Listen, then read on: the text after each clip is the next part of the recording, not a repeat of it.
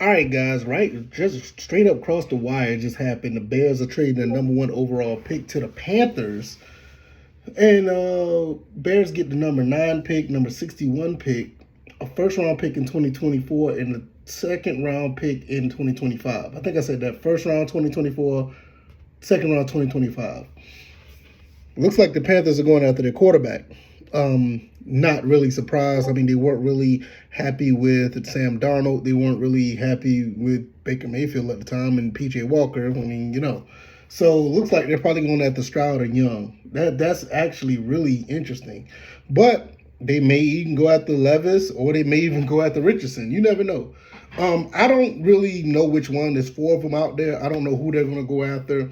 But nevertheless, what this means for the Falcons. The Falcons actually have another situation where they're capable of getting a nice defensive player.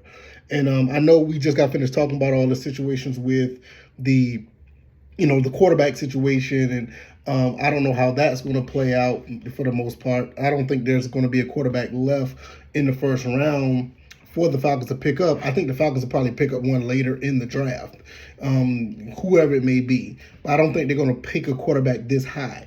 With that being said, the defense, I mean, that opens up a spot for the Falcons to get, definitely a defensive player. I mean, because the Bears, I don't think the Bears are ever going to pick another quarterback. They like Justin Fields. Also, the Panthers, they were talking about them trying to get another defensive player. They weren't really thinking the quarterback because they was number 9. So for them moving up, they're going to get their quarterback. You got other teams that are in the draft that's going to, look at quarterbacks as well. So we're looking at a situation where the Falcons, they got to pick a defensive player. They have to pick a defensive player at this point. It just doesn't make any sense. I think a defensive player will be much more valuable to the Falcons right now than getting one of these quarterbacks when you possibly, have Desmond Ridder that could be QB1. Now, full disclosure, I don't root for Desmond Ridder to be QB1. I'm just going by what the team has been saying and what they've been doing. And it looks like that's what they're going to roll with. And I think they're going to get a quarterback later on in the draft and sign a veteran, not necessarily in that order, but you know what I mean. They're probably going to be doing that.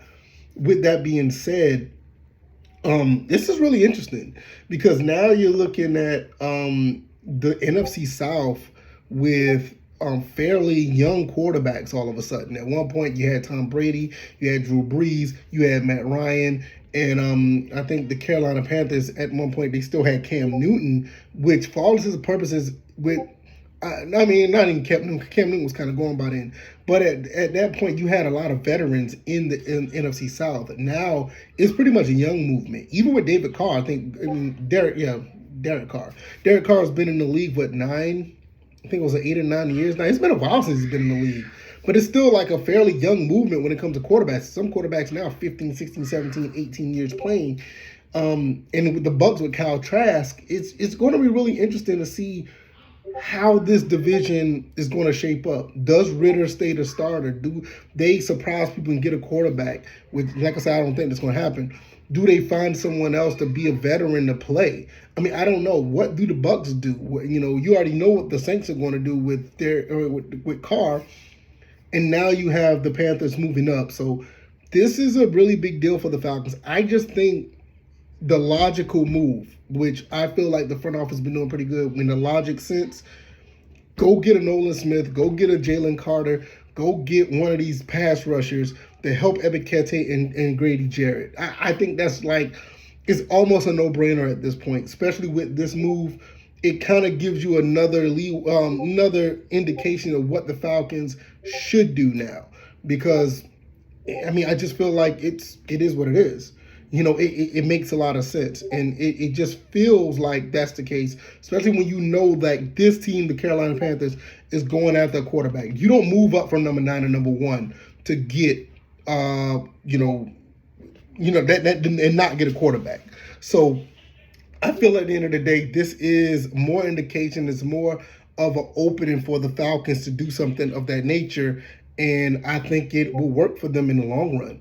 You're just basically looking at a solid pick at this point. I think that the Falcons will get a pass rusher with this move for the Carolina Panthers. The Panthers probably gonna get Stroud or Young. That's my guess. I don't see them taking Levis or Richardson. I don't think there's. I mean, they may take Richardson because of the Cam Newton reference or similarities, but you kind of see how that went, and I'm not sure if they're. Yeah, I don't know. I mean, I don't cover the Panthers on this channel, so I don't know.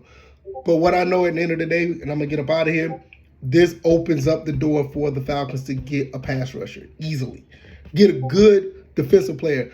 Hell, Will Anderson might still be on the board. And I didn't even talk about that, but we'll talk about that later in the podcast. I will be posting probably in a few hours. Hopefully you guys will check that out. I'm going to get up out of here. Thank you guys for watching, and I will check you guys then. All right, y'all. Peace.